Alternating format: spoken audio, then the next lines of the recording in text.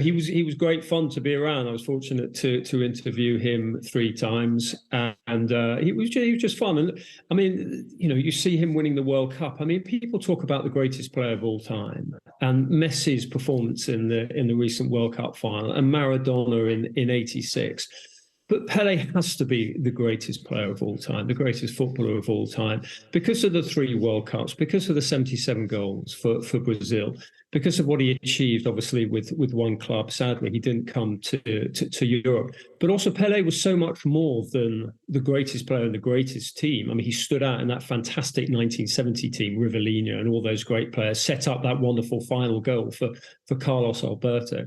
But he was so much more than that. He was a very sporting individual. I mean, some of the greatest moments of his career is when he didn't actually score. The run around on the Czechoslovakian goalkeeper, then when Gordon Banks made that incredible save, the save of the century, somehow clawing Pele's downward header over the bar in 1970.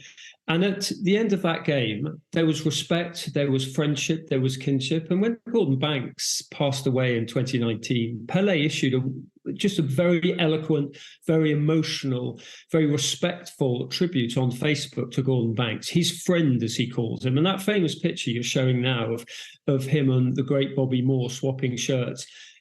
Pele was more than a footballer. He wasn't just a competitor for people like Moore and Banks. He was a friend because of his smile, because of his personality, but obviously because of his genius as a player.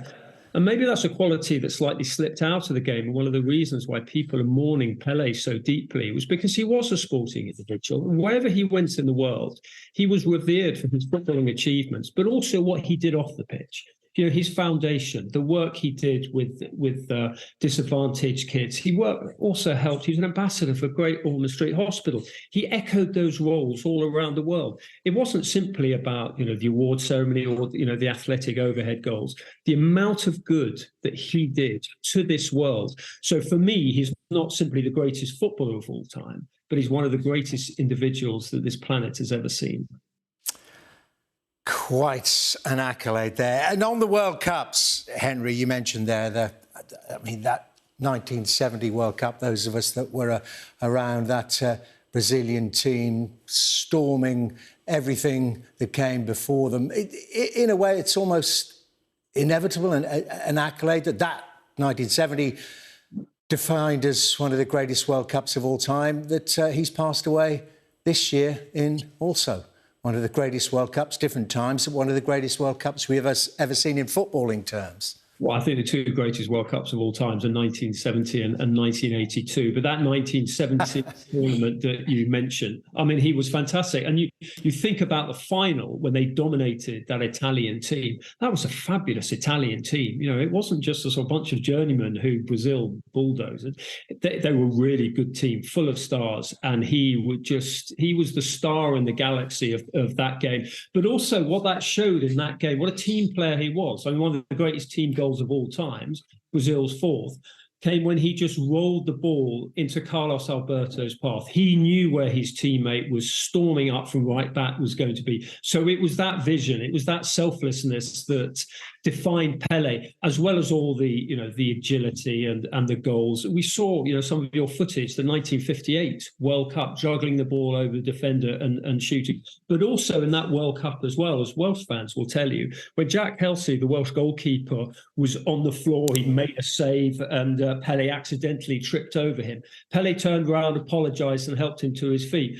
That was what I will remember about Pele, the sportsmanship as well as the great sporting ability.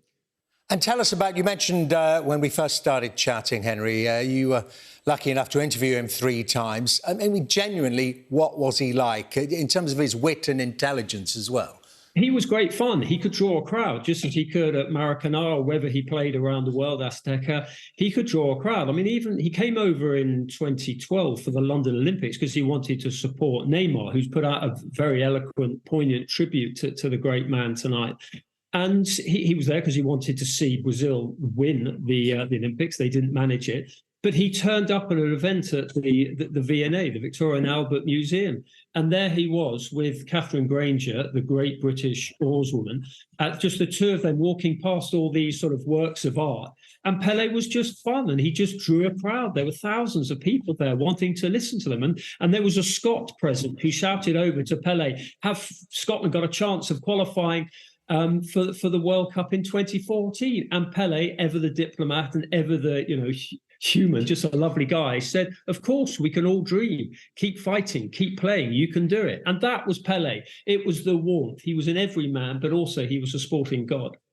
And in terms of sporting gods that transcended their sport and became global figures, how does he compare to another great sportsman of that era? How does he compare to Muhammad Ali? I think Muhammad Ali, in the cold light of day, and obviously everyone's very emotional tonight and will be because of Pele's passing, I think Muhammad Ali will still eclipse Pele because of what he did in the civil rights, because of he stood up for huge values, for huge principles in such difficult circumstances. Muhammad Ali was brave in the ring and brave out of the ring as well.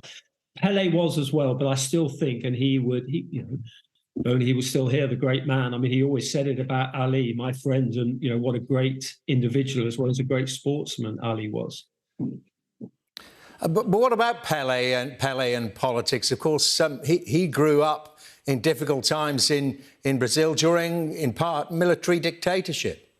There was a Netflix documentary, quite a revealing one, which came out a year or so ago, in which Pele was asked about that and whether he could have stood up to the military dictatorship at the time, and a particularly poisonous leader, and there were allegations surrounding him of torture. And did Pele know about the rumors? And it's difficult to know the sort of situation that Pele was in at the time. Santos were obviously traveling around abroad a lot, so he wouldn't necessarily have known completely what was going on.